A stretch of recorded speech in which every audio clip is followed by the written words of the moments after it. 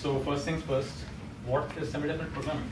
So one can hardly be faulted to think that programming means computer programming, right? Programming is a large part of my job, but this is not what I'm talking about. Programming actually means optimization.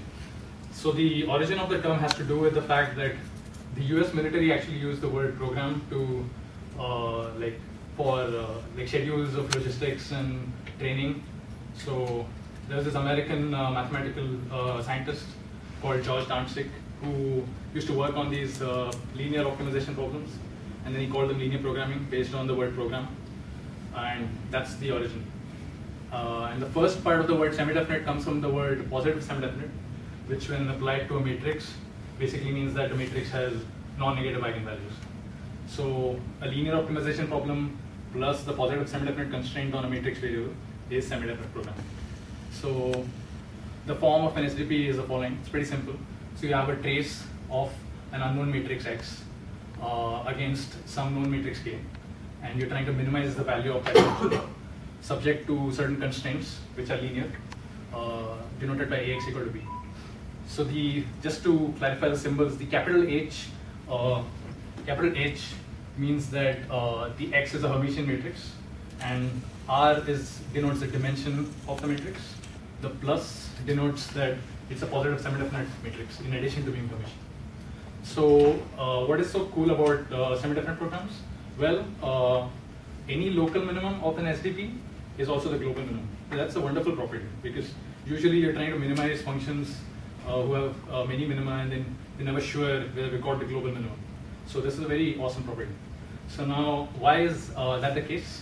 It's because the SDPs are convex. So in order to understand, let's understand what are convex functions. So convex function is one whose Hessian is positive semi-definite. So the Hessian, as you might all know, is the matrix of all the second derivatives of the function. So that has to be that has to have eigenvalues which are non-negative, which is the same as saying it's positive semi-definite. So I mean, for example, the function on the left is x squared plus y squared. So clearly it has a positive curvature in both x and y directions, right? So it's a convex function. Whereas x squared minus y squared, you can see that it has a positive curvature in the x side, but it has a negative curvature on the y side. So it's not convex. And what are convex and non-convex sets? So a convex set is one in which you take 2 points and then you join them. So the entire line should lie in the set. If that's true, then it's a convex set. If that's not, then it's a non-convex set. So SDPs are convex optimization problems, which means that both the function and the set in which the variables lie are convex. So now let's get back to the first application that we have. That's the Hartree-Fock approximation. So that relies on what's known as the variational principle. So what we're trying to do is we're trying to provide a quantitative description of chemical systems. So we try to solve the Schrödinger equation. As you might all know, it's pretty formidable. So what we do, the variational principle basically provides sort of a idea to go about solving it. So you take a trial form for the wave function, and then you minimize the energy as a function of the trial form, and then you obtain an upper bound to the exact energy, and the lower your upper bound is, the better your approximate wave function is. So what we do for the Hartree-Fock approximation is basically apply the variational principle by using a Slater determinant form for the n electron wave function. So the Slater determinant form basically ensures that the n electron wave function is a product of one particle orbitals. Not just that, because electrons are fermions, they have to obey the antisymmetry principle, and that's why you put them in a determinant. So you see, just by swapping 2 rows, the sign flips, which basically ensures that the wave function form is antisymmetric. So once we have this form, all you do is calculate the expectation value with respect to the Hamiltonian and obtain the energy, and then minimize this energy as a function of these orbitals. So it's a functional minimization. So in order to solve it numerically, you need to convert into, you need to use a basis, what's known as a basis. It's known as the idempotency constraint. I'll use the word idempotency a lot in the talk. So when I say that, I mean when I'm referring to this constraint. that basically ensures that the orbitals that are there in the Hartree-Fock oscillator determinant are orthonormal. So they are orthogonal to each other basically. The typical method to solve this minimization is known as the self-consistent period method. So what you do is you basically apply the method of Lagrange multipliers to this minimization, and then you obtain what is known as the Hartree-Fock equation. So you see it has an eigenvalue form. You can where C are the eigenvectors and F is the matrix that you have. So you basically diagonalize F, and then you can obtain a bunch of eigenvectors. But the problem is F depends on D, so it's a non-linear eigenvalue problem. So what you do is you diagonalize. You start with some guess for the Fock matrix. So let's see why it is non-convex. So as you might recall, we defined what non-convex functions are, what convex functions are, what convex sets are, non-convex sets are. So here we have two elements, the energy function and the feasible set, what is known as the feasible set, which are basically defined by the trace and the idempotency constraint. So now, even if one of them is non-convex, the minimization is not convex. So in this case, it turns out that both the function and the feasible set are non-convex. So no wonder getting the global minimum of Hartree-Fock is so hard, and it hasn't been done before. So the energy function is just a quadratic function. So the second derivative is just a constant, which is basically the 2-electron integral matrix. It's not positive semidefinite. So the energy function is not convex. Now the set of idempotent matrices isn't convex either. So this is sort of the explanation for that. But I mean, intuitively, if you plot the set, it basically has a shape that I described earlier, where if you take 2 points and join the line segment, some part of the line segment will not be in the set. So now that's a pretty vexing problem. Can we fix that? So we can try to convexify the feasible set. So what we need to do is, we have the idempotency constraint, right? That's the culprit. That is the non-convex part. The trace constraint is a linear constraint. It is convex. So it turns out in 1981, Lee proved this really cool result. He said that if you minimize, even if you minimize the Hartree-Fock energy function over the convex set of n representable matrices, n representable density matrices. One idiom is just another term for a density matrix. It turns out that the solution is still idempotent. Like, to give you an analogy, it's sort of like, now University of Chicago considers itself the best school, one of the top schools in the US, right? So now even if you, by extension, it also considers itself the top school in the world. So in spite of this relaxation from the set of US to the set of world, the optimum is still, like, the top universities are still from the US, right? It's kind of like that. So you can relax the set of idempotent matrices to the set of n representative matrices, which is denoted by this constraint, which is much larger. But even when you minimize the Hartree-Fock energy over this set, the solution that you obtain still corresponds to a matrix which is idempotent. So we have handled the non-convexity in the feasible set. Now let's look at the energy function. As you might recall, as I just discussed, it's a quadratic function, right? And it has a Hessian V, which is not positive semidefinite. So now, what's the simplest way to convexify a quadratic function? Well, you can just make it linear, right? The reason why it's quadratic is because there's a product of the d terms here. So you just define a new variable called m equal to dd transpose, and then you have a linear function in d and m, which is convex by definition, because any linear function is convex. So now, have we magically just got rid of the non-convexity? No, because we still have to enforce this constraint, m equal to dd transpose. And that is quadratic, and it turns out it's non-convex. So the moral of the story is there is no free lunch. I mean, the non-convexity of the Hartree-Fock problem is inherent in the problem. You can't really get rid of it. It took a while for us to understand this, but in the end we did. So it turns out what we can do is actually decompose this non-convex constraint into the following 3 constraints. 2 of which, the first 2, are convex, and the second one is non-convex. So now rank of a matrix is equal to the number of its linearly independent eigenvectors. Put another way, it means it's also the number of non-zero eigenvalues that a matrix has. So in some sense, it denotes sort of the flexibility that's there in a matrix. So it turns out that you can just force M to be positive semidefinite and have this linear constraint relating M and T, and enforce the rank of M to be 1. And then that's equivalent to M equal to DT bar. Now, what this allows us to do is basically, now we can replace the rank constraint by, if we remove the rank constraint, now this allows us basically to remove the rank constraint and replace it by convex constraints, which will allow us to do something very interesting. But first, let's understand. First, let's get to, we have the rank constraint, and then we can just replace it in the Hartree-Fock formulation.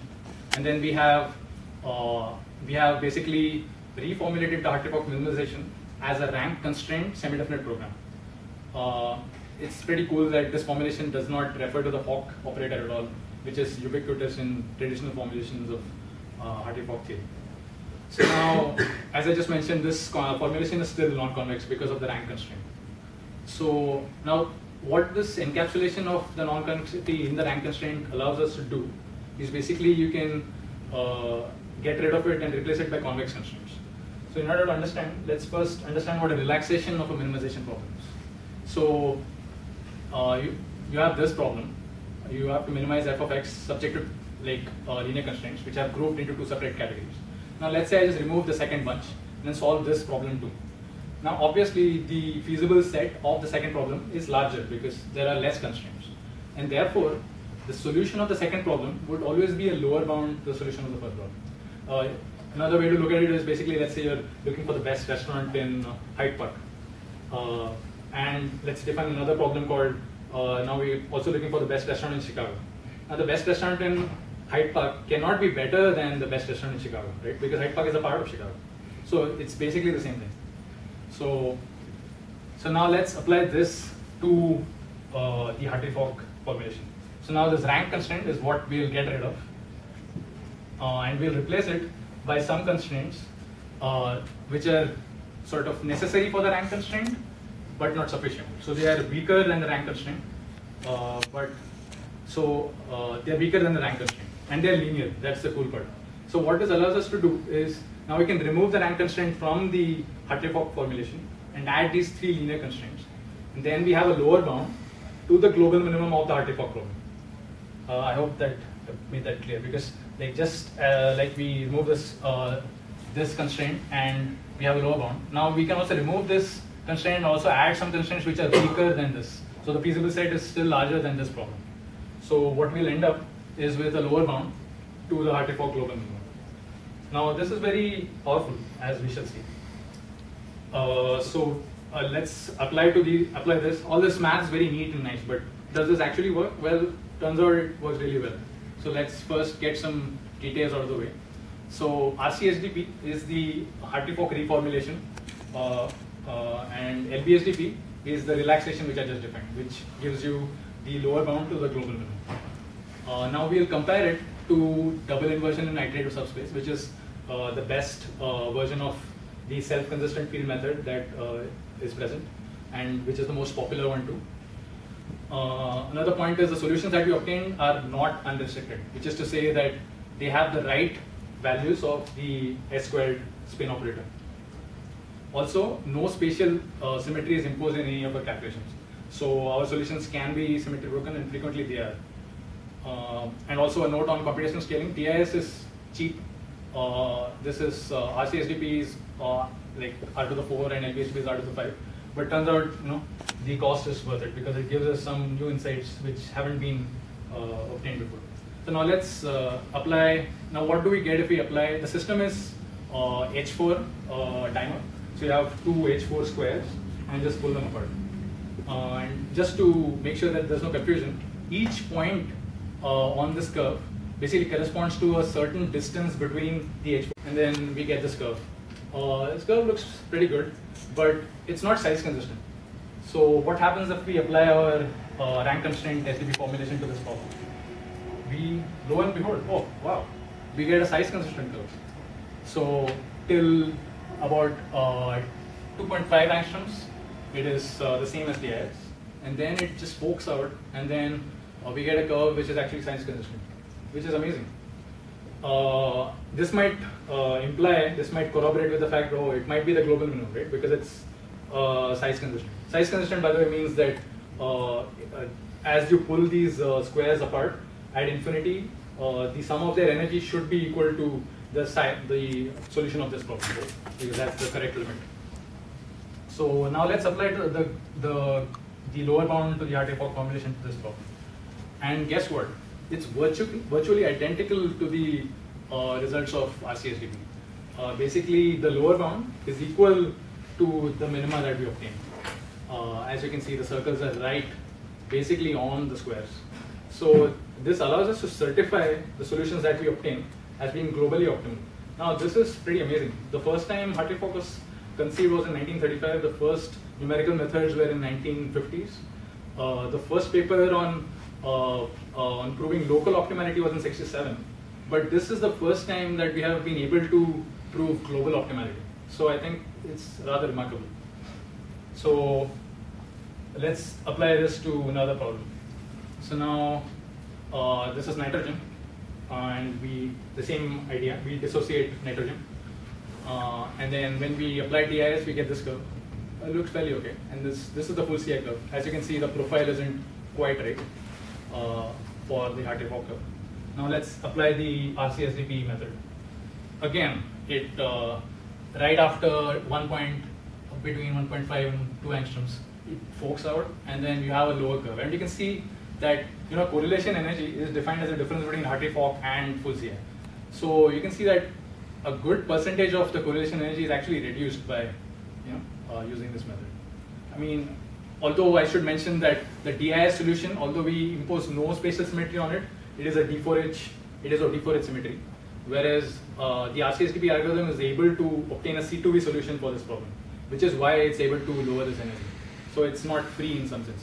It will be even more amazing if we were able to find out a D4H solution which is actually lower energy. Now let's apply the LBSDP method. And again, it basically certifies global optimality up to 1.6 angstroms, which is quite remarkable. And it's quite cool that even though LBSDP is not supposed to be a physical method, so just supposed to give a lower bound to the Hartree-Fock method, the profile is remarkably similar to the full CI, as you can see.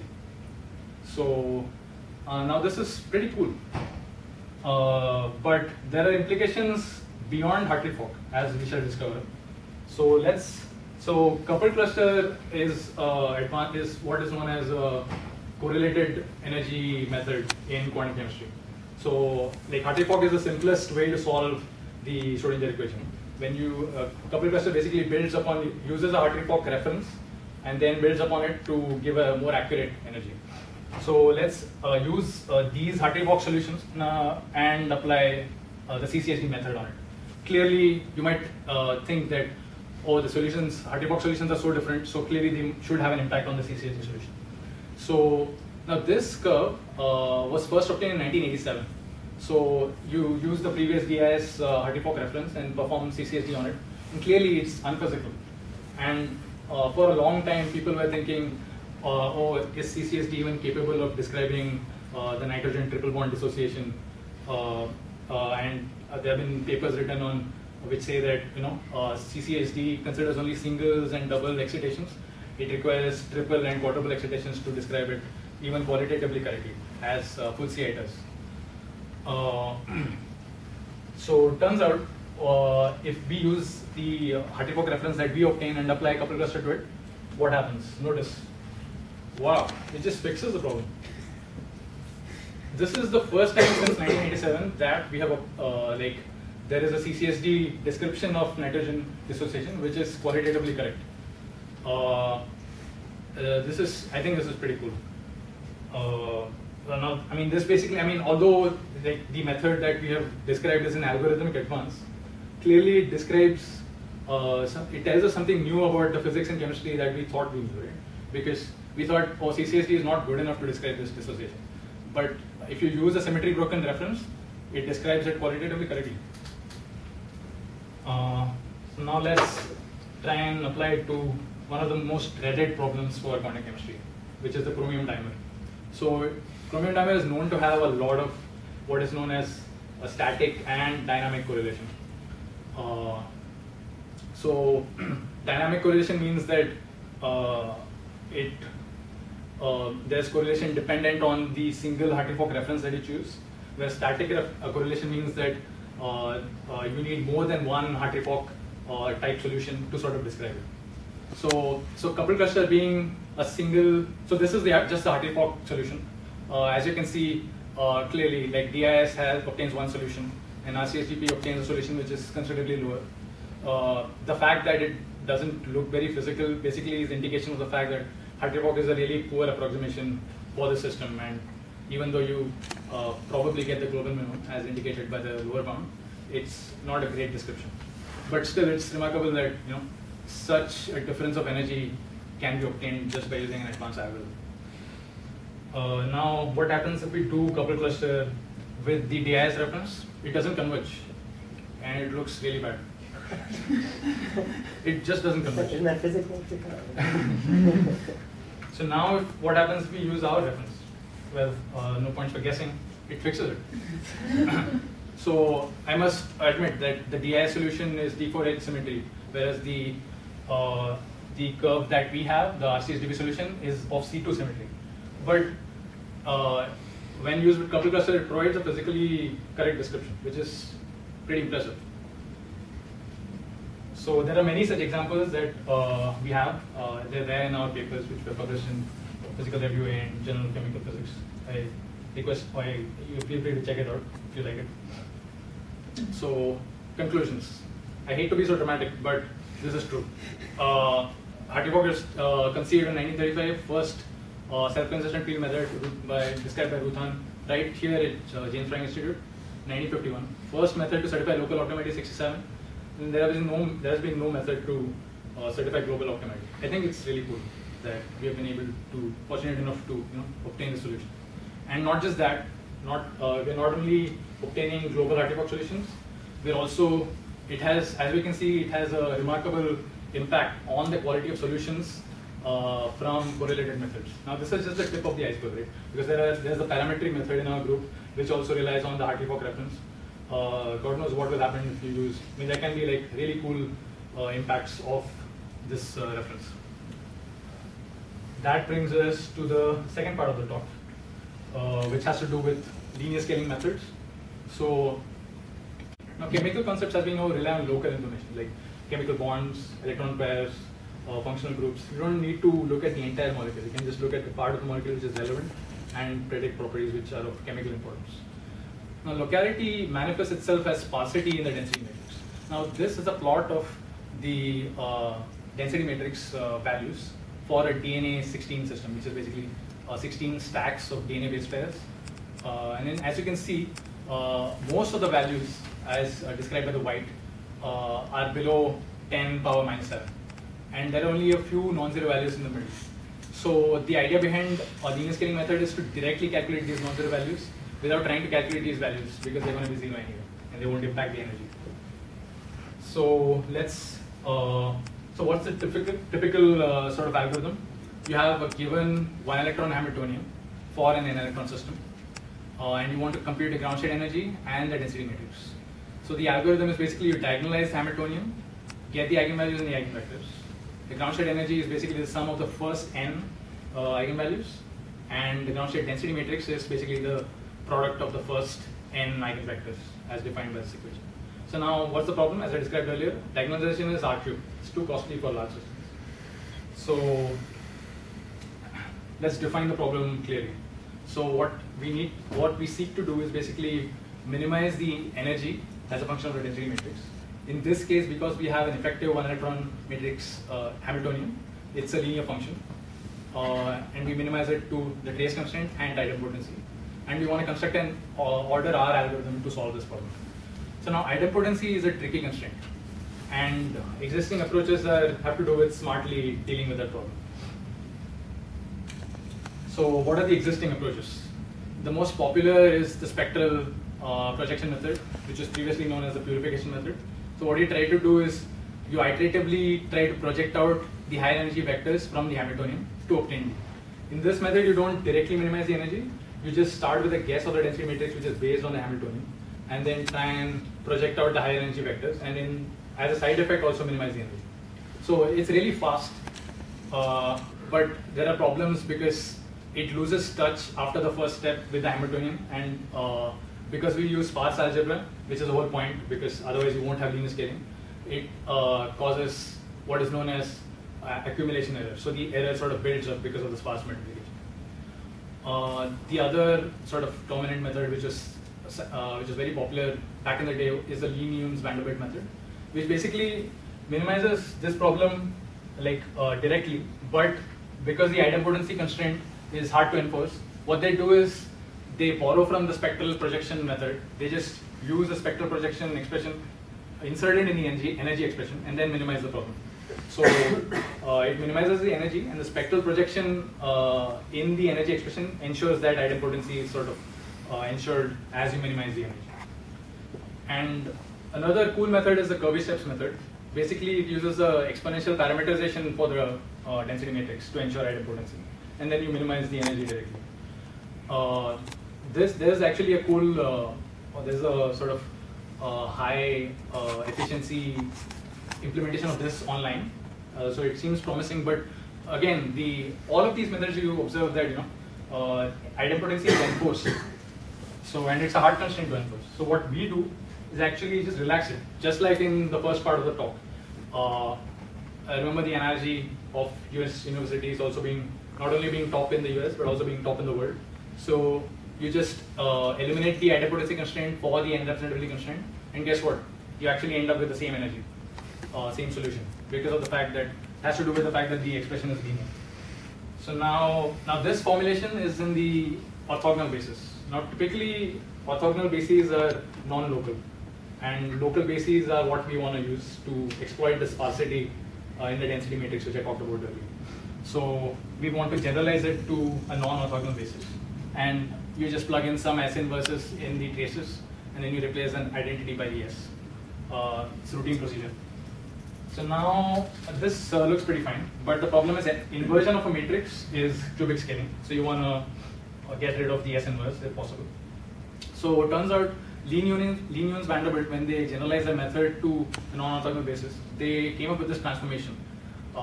D, you define a new auxiliary density matrix called D bar, which is related to our old density matrix by this transformation. Note it's S on both sides and not S inverse on the other. It's not a unitary transformation. It's a trick to sort of get rid of the S inverses in the case. And it turns out that it works for our method too, because this transformation preserves the positive semidefiniteness of the D bar and Q bar matrices. So now this is a pretty, now we are very close to obtaining our linear scaling algorithm. Now all we have to do is make sure that we consider only the non-zero blocks of the density matrix in our problem, and then lo and behold, we have a linear scaling algorithm. So let's try and test it out. So what we do is we consider applications to one-dimensional hydrogen chains, so just hydrogen atoms separated by 1 angstrom, and then you have different lengths, and then you see how the cost scales. Now because it's a linear system, and another part, there's only one, since we use the STO60 basis, there's only one basis function per hydrogen atom. So the number of basis functions is equal to the number of hydrogen atoms. This need not always be the case, but in our example it is. So the density matrix will have this sparsity pattern for a linear system. So most of these blocks will be 0, and these will be the non-zero blocks. So what you can do is consider many of these non-zero blocks as our blocks in the SDP. So instead of one huge block of size R, we have many small blocks of size RB. We can vary RB to, like, if we increase RB, we get more accuracy, and we increase the prefactor to linear scaling algorithm.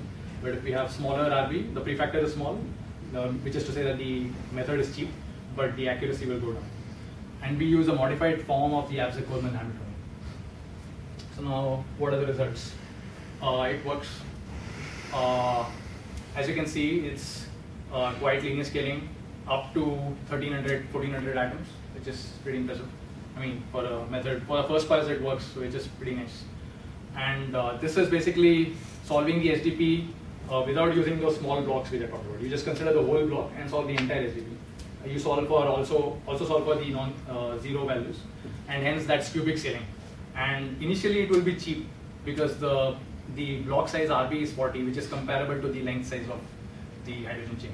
But as you can see, there is a crossover around 1300 atoms where the linear scaling method actually becomes cheaper, and that is sort of where we're targeting a linear scaling method to apply to.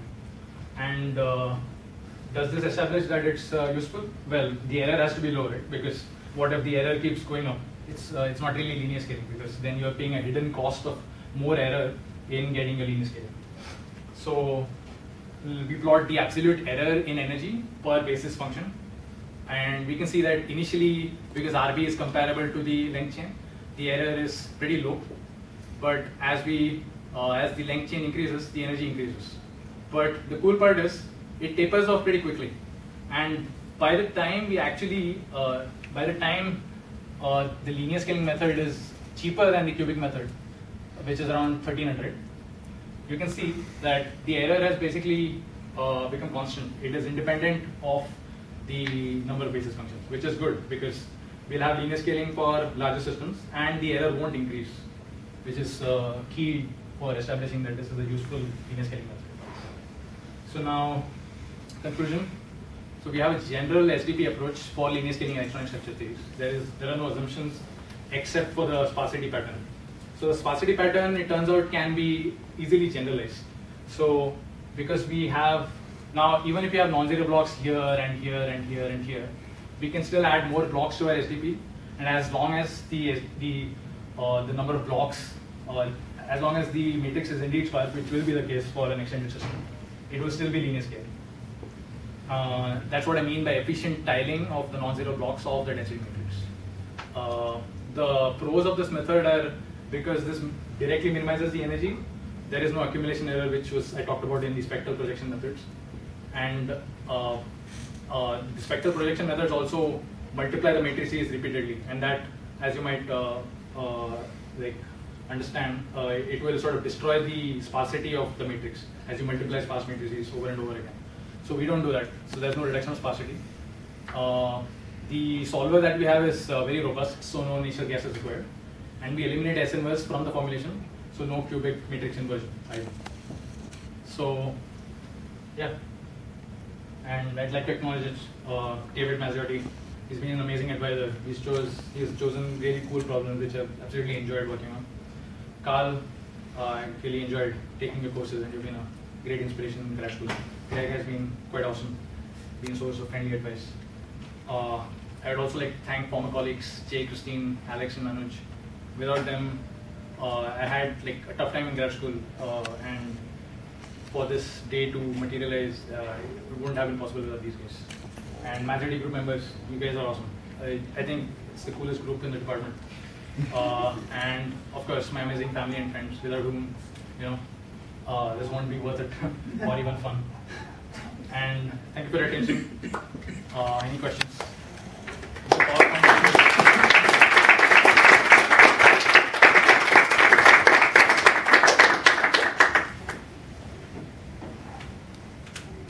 There's some time for questions from the public. Any questions? Part of the talk.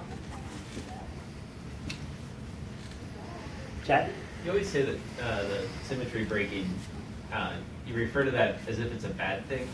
What are the implications of having a solution that is not a D4H symmetry for a problem like N2? I mean, typically, you want, if you plot the electron density as for the DIS plot, it will have a plane of symmetry.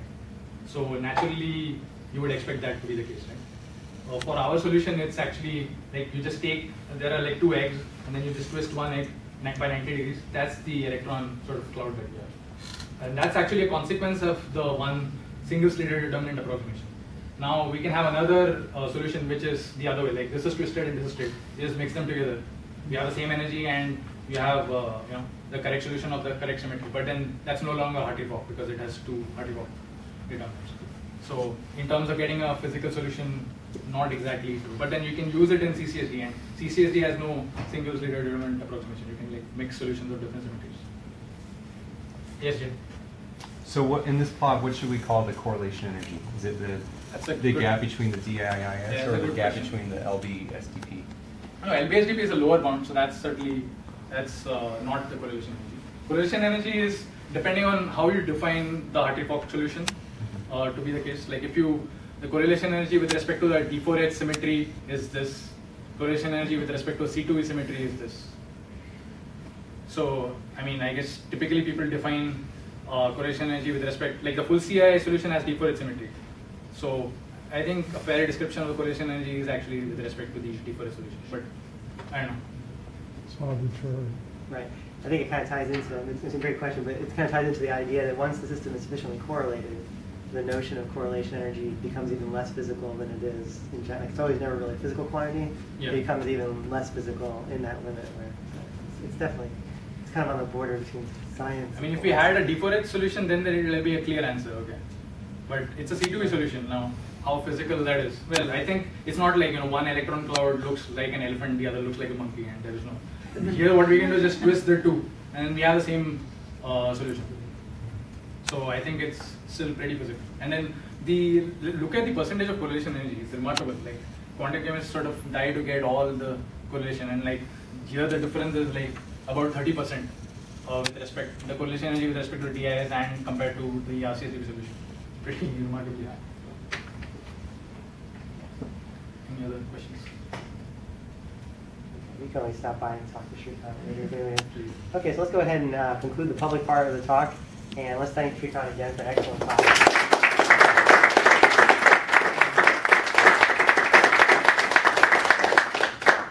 So you're all invited upstairs for the after party, and that will be as soon as we are finished here. I think about 4 p.m.